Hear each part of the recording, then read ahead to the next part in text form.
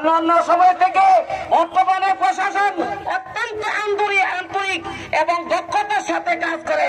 তাদের কাছে আমাদের দাবি জানাই, তাদেরকে আপনাদের প্রযুক্তি ব্যবহার করে নিশ্চিত চিহ্নিত করে বিচারের সম্মুখীন করুন।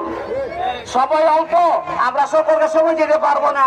আমাদের সাবেক চেয়ারম্যান রাজি আহমদ রাজি সাহেব অল্প কিছু কথা বলবেন।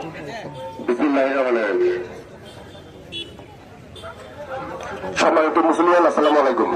যে পৈশাচিক ঘটনার মধ্যে দিয়ে এই মেয়েটার আজকে মৃত্যুবরণ হলো, এটা আমরা সাবাস মুক্তরা বাউন্ডারির জন্য একটি কলঙ্ক।